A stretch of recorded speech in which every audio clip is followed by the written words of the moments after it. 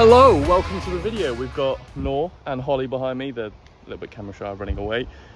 He's got an Aston Martin Vantage for the weekend, lent to you by Chichester. Aston Martin Chichester. Thank So you to them. big shout out and thank you to them for supplying this video. So he's got an Aston Martin Vantage for the day. Nice deep rumble.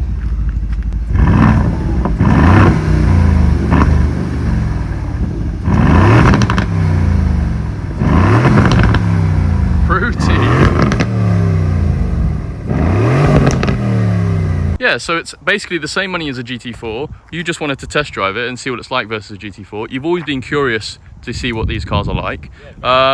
You've thought about buying one in the past. Definitely. So they decided to basically lend you a car to try out. So I had some free time in this lovely sunny Saturday afternoon. So I thought I'd meet up with Noor and just basically we could go for a spin in this Aston Martin Vantage. They've given him the soft top.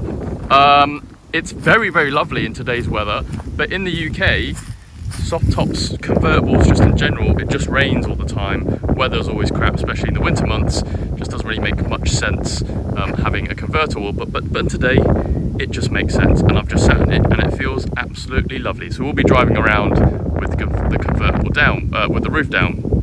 Also, whilst we're behind the two cars, look how skinny the GT4 looks versus the Vantage.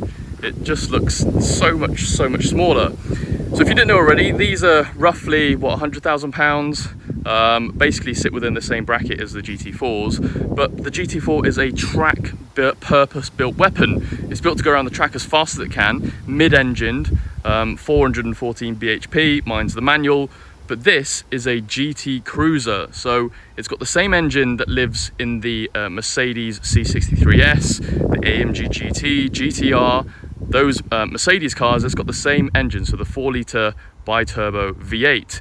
We'll turn it on in a bit, we'll give it a few revs, and you can see that they sound relatively the same. Nice few pops and cracks.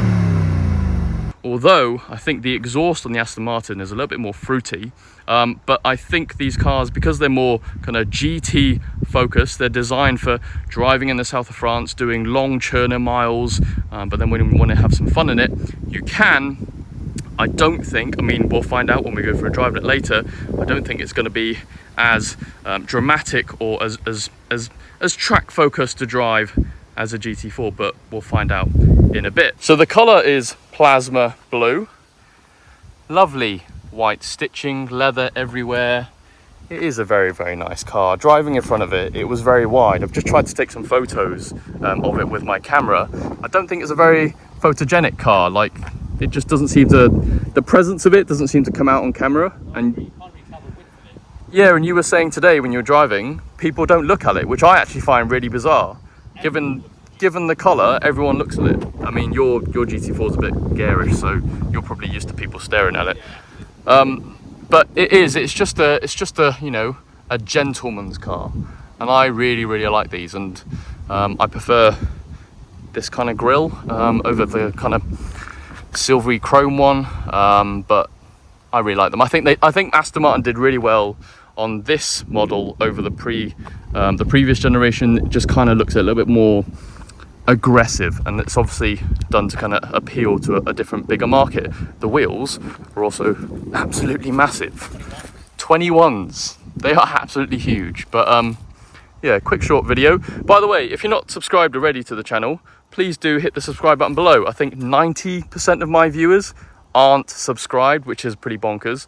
It doesn't mean anything to me, but it just kind of helps. Well, I guess it kind of does. It helps me get access to cool cars to bring to the channel. So hop in. Let's go. First of all, do you like it? I like it. It's nice. It is. I feel royal. Is that the word? I feel like I'm very James Bond-esque. I feel like I'm rocking up at the casino right now. Like, yeah. You feel like, you know, roll up at the casino, give your keys to the valet dude, and he's going to go park your car for you. I know what you mean. I do know what you mean. It's a nice car. It's a nice place to be, and but you can tell it's more of a GT cruiser than a focused sports car. So I just kind of revved your car a few times off camera, and the flywheel feels really slow. So when you rev the GT4, it's like vroom, vroom, vroom. Yeah. Whereas you rev this, it's like vroom. comes down really, really slowly. Yeah, you can definitely, the character of the car is definitely more GTS, relaxed, slow cruiser. Yeah, have a little bit of fun if you want to, but it's not as urgent sort of. I agree. Look at this.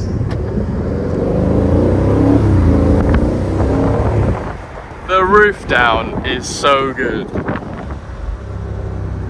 It feels so nice with the roof down, honestly.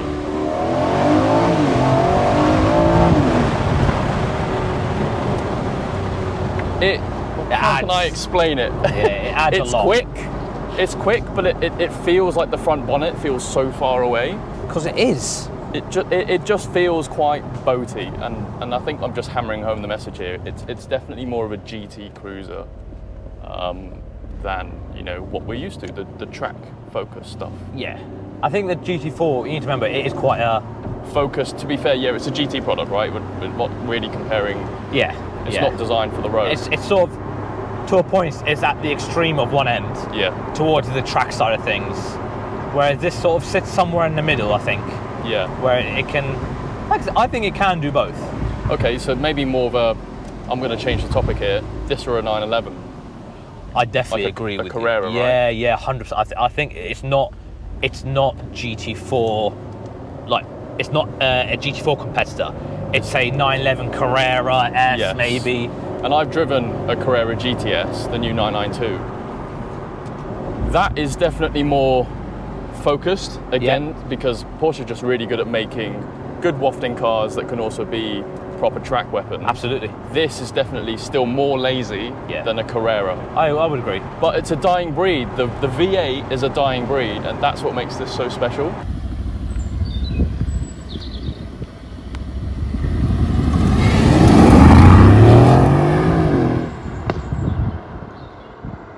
Like this is in the stiffest suspension set. Okay, so it doesn't really feel that stiff. It's not. This feels quite soft. Yeah, and it is. It's still a lot softer than our cars. Yeah. A lot softer. But I guess, yeah, like I said, I guess it's like we said. I guess it's targeting a completely different audience than the GT4, isn't it? Yeah.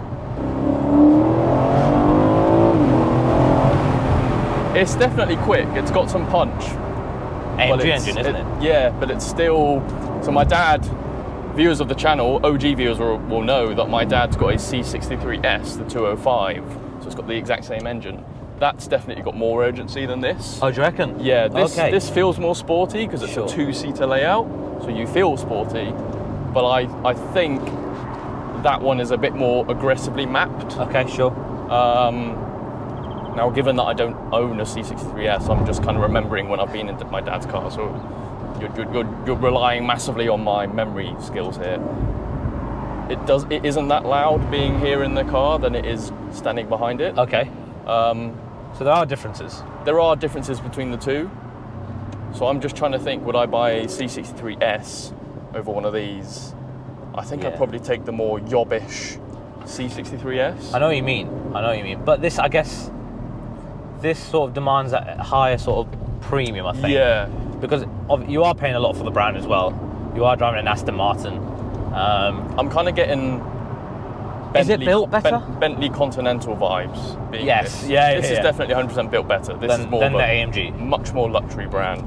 I would agree. The leather, you feel you just feel like you're gonna go play some bets at the casino. Got your tuxedo on. It feels luxurious.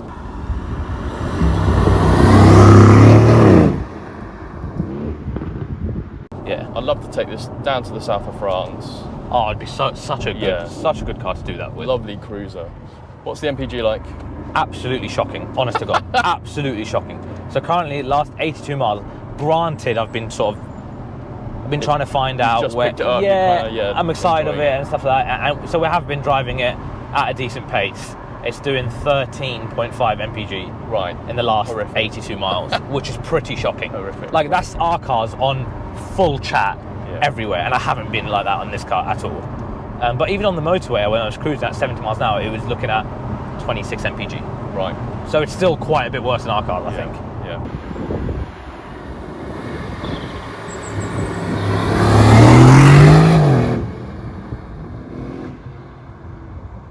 So the ultimate question then, would you buy one? Would you nor buy one? Would you trade your GT4 in tomorrow No. and buy one of these? No, that question, no. Okay.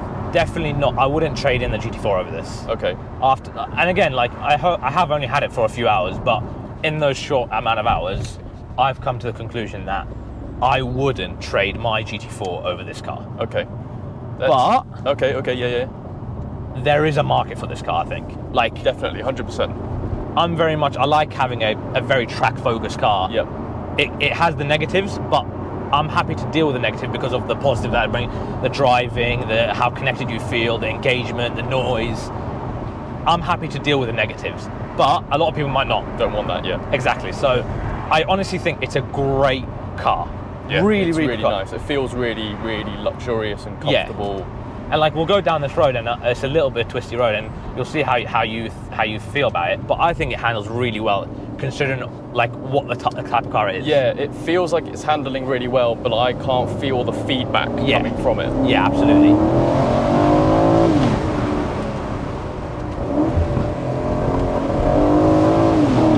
It's handling really well, like it's coping with the corners really well. Not understeering, it's quite balanced. Yeah, but I can't feel it from underneath the road. Yeah, of course. Which is, purely what it's designed for.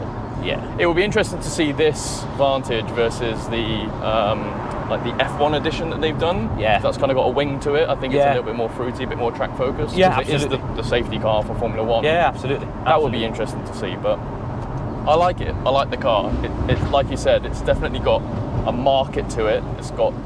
There's definitely a purpose, and it's just a fantastic dying breed engine that everyone needs to kind of experience at some point. Yeah, the V8s. Like you just hear it.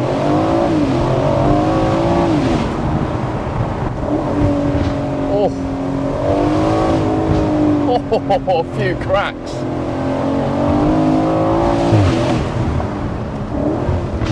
Oh. All right, I'm going to leave the video here because I don't want it dragging on too long. But I hope you guys enjoyed the video. Like it if you liked it, comment down below. Let me know if you would buy one of these over a Carrera or any other kind of similarly priced 100 grand car on the market. And subscribe if you're new to the channel. For me and Noor, I'll see you later until the next video.